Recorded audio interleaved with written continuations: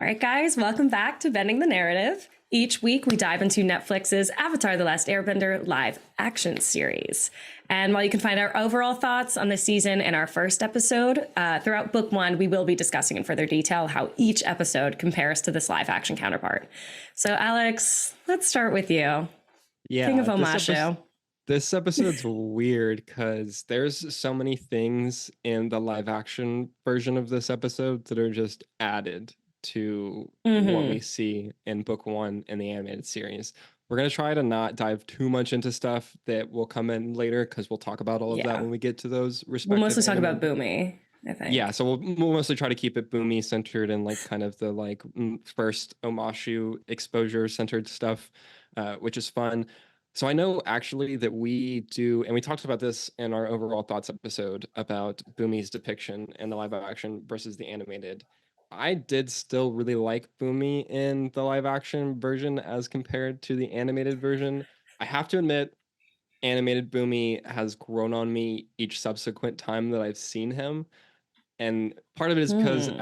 as I'd mentioned, like I'm not the biggest fan of like the kind of goofball comedy stuff, even though I'm kind of feel like that's changing a little bit for me because all of the visual gags and things in this show are just getting me so hard. Like every time I'm just crying now. Like it's hilarious. Like it's good, but in the live action series, I did like how they made him like very serious, and I liked Yes. like Oh, I you think like. that it worked for what they were doing there, as opposed to at that point in the show they were really hammering home the theme, which they kind of lose it the further they get into the Mm-hmm. season. But they were really hammering home the theme of like how much the 100 Year War had like impacted everyone, and like how detrimental that was and like what that did. And so I felt like it worked that Boomy was super serious there as opposed to how he is in the animated series. But at the same time, you do lose like basically all of the comedy that you get in the animated Yeah. version, which is not exactly great. I mean, like he's pretty funny in the live action version too, but he's just like a lot more angry and Yeah. a lot. He He's very feels like angry and intense, and he's I don't know the right word to say it, but he's very mad at Aang. And he takes a yeah. lot of his frustrations out on Aang, being like, that's not at all in the animated series. We don't get that at all. Mhm. That we feel that he has some sort of resentment towards Aang for abandoning them.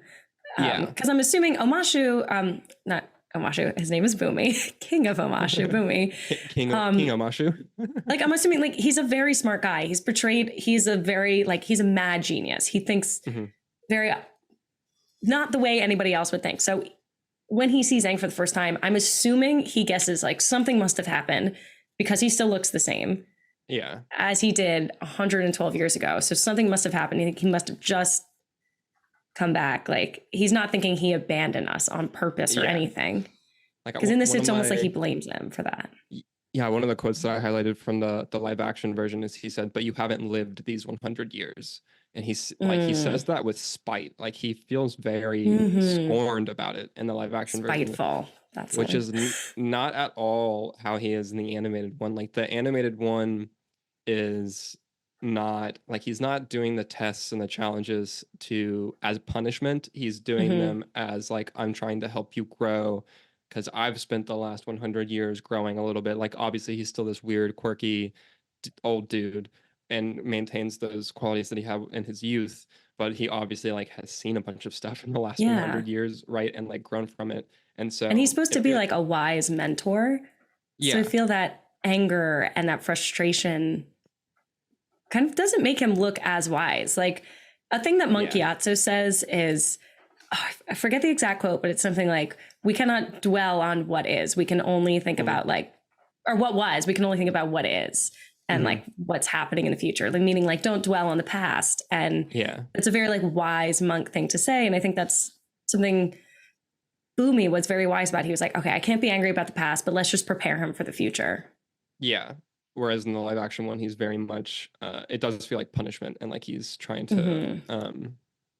belittle almost, or just like he feels angry, which Yeah. again, I think in the context of what they're where they're at in the show. Ironically, this is the last episode in the live action one where they kind of continue this theme. Like they kind of just drop it after this of like Yeah. everyone being like of really emphasizing how the war has impacted everyone in the last 100 years. Like, because then we get into the spirit world stuff and like the whole thing just Which falls takes off us away from everything. falls But off a cliff as far as everything that happens from them. But like we'll get there very soon. we'll get Um, there. and so he, while I was watching this episode, the live action one, I did enjoy it and I did like this version because I do like that seriousness in a sense, and I feel Hmm. like it works for what they're going for, but it is such a major departure from how his character feels in the animated Yeah. show. And it's just a really, it's a, like you can see what how they got to that decision. Like it makes, like I understand the dots that they connected there, and they were like, But well, I we're don't like, like it. we're That's like, the thing.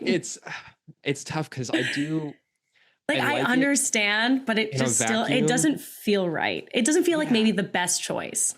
Like it feels like yeah, the obvious choice. I think that's a lot of things that they did. They were the obvious choices instead of like actually that's a good creatively point. thinking it through. And like we were just saying, a great thing about this show is how creative everything is and how well thought out all these bending and fight scenes are Yeah. done. Well, I And mean, because like it feels like they fun in that didn't. show. Mhm. It feels like they took the critique that the King of Omashu episode was mostly filler, and Boring. so they were like, okay, it feels like they took the wrong lesson from it. It feels like they took the lesson was that Boomy's mad about Aang not being here for 100 years, and so like he punished. They're like, obviously Like, they no, need to guys, have he's a mad genius. It's like they like misunderstood that. they That's the obviously whole they have reason. the fight at the end, which because they're like, oh, we have to have this action sequence, and of course we're going to do that. Which also the fight does not look great in the live action version. It looks better than the No. clip that they released whenever before the show came out, where I was like, oh, this is kind of rough. And like it's fine in the live action version, but it also just It's doesn't like, compare it's just really. so, it's animated. It's CGI, Yeah, but it's and the not animated version good. just looks better. Like it's This looks you so much lose better. you lose so much of the momentum and the character in the animation in the adaptation of it. And so like they kept that part of it, but they got rid of like the whole point of that episode, as we were just talking about, is the growth for Aang, and you don't get the other challenges. You don't get uh the problem of Sokka and Katara being in trouble Hmm. with the creeping crystal and stuff. And like, that's the reason he's fighting. He's fighting to save them.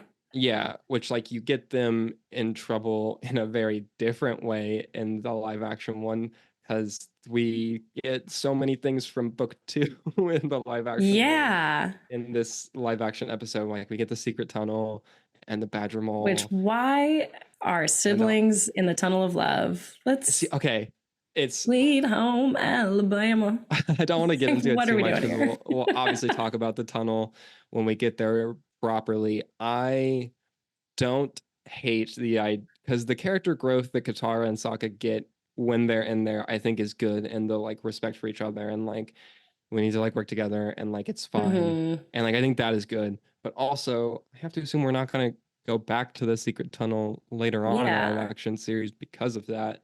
And that goes hand in hand with them whole just like axing any of the possible Aang and Katara stuff that Yeah. is in that's present through the entire first book in the animated series, as we've talked about. Like they very obviously have feelings for each other, but all of that is Hmm. just not present in the live action show to this point or through the end of the first season, which Yeah. is There's like no love in it. yeah, You're like, which do is they even like each other? it's I don't know, maybe. I mean, they're obviously friends, but they're supposed to, eventually be more than that. And there's in Yeah. the animated series very much lays the groundwork of that. Um, and so there's that. I mean, like I put out another quote from Boomy from the live action one where he's like, you don't know what it means to be in a war. And so that's again Hmm. just like more of the spiteful, like he's angry about it. Hmm. Which I always like think of what is it in Harry Potter? They say there was this one scene where in the book it's written that what's his name? The wizard's name? The which um which one? Dumbledore. Dumbledore. Oh, okay. That was there's a lot brain of spasm. wizards in There's a this. lot of that was the worst way to put that. But the wizard, The one Dumbledore, he goes up to Harry and he says, like he said calmly, Harry, did you put your name in the Goblet of Fire? And in the movie, he's like, Harry, did you put your name in the Goblet of Fire? And he screams it. Yeah. And I feel like that's the difference we get here. We're like, no, and it kind of takes away from the character because you're like, he's supposed to be this support. He's a friend. A wise sage who knows everything, who's been around, who like nothing will get him angry or upset anymore because he's learned to control his emotions, because like that's what makes a sage so wise is, they know why everybody acts the way they do and that experience. And but nothing really gets to them. One thing I wanted to bring up, and this is like a theory that I've seen online and that has been talked about, is that Aang might, like, whether or not Bumi is royalty and like whether or not Aang knows royalty in the Earth Kingdom, or conversely whether or not Bumi somehow took the throne in Omashu like by force or whatever means might have come from that, because like we don't know he saw his opportunity and took it. Like we don't know what happens in those 100 years between Aang's absence. And so I think either route is very interesting, because one, it would make sense for the Avatar to be positioned to be friends or have allies that are in the high positions in the different nations and stuff. And so it makes sense that they're like, hey, you should be friends with this kid who's eventually going to grow up to be, the king of Omashu and like rule that. And so that would make sense. And there's also super interesting. That's something that I know is explored more with a lot of the past avatars we see in their direct relations with the other like leaders in the nations and navigating all of the politics and all of that kind of stuff. And so it's interesting that we might have seen a little tidbit of that in the flashback with Bumi and Aang in animation. But it's an interesting thought that like he either did that it was like on purpose that they had him be friends with all of these like officials and royalty and figures that are going to be, because he had a friend in the Fire Nation. Was it a royal? I'm not sure. I'm totally blanking on that. I'm totally blanking on that. But he said he also has a friend in the Fire Nation. And a lot of like, it's interesting. High up. Yeah. It makes sense. But then also that it would be set up that way. I also think it would. I love the idea that Bumi just like took the throne. He just took it over. Like, this is mine now. Like it's like at some point in the 100 years. He's like, so you guys see how powerful I am? Yeah. I'm gonna like, or maybe he was like, I don't want the Fire Nation to take over, and all of you dum-dums can't keep our city safe. Like, was there always a king of Omashu? Is he the first king of Omashu? Like, because I mean, there's like the Earth Kingdom king. Yeah, which is also an interesting thing that you have too. So, like, the fact that the Earth Kingdom would have multiple monarchs is very interesting. It would. I mean, I guess it plays into like how. Especially for Ba Sing Se, like there's no war outside of Ba Sing Se, like it plays into the division of the Earth Kingdom as far as like, well, they don't really acknowledge anything past the main outside. Yeah, so maybe Ba Sing Se is just its own little thing. Hey, Aspect listener, enjoying the show? Then be sure to subscribe here on The Aspect so you never miss an episode. And check out more episodes and clips on our playlist here. Thanks so much for watching, and Lameo Hot Man.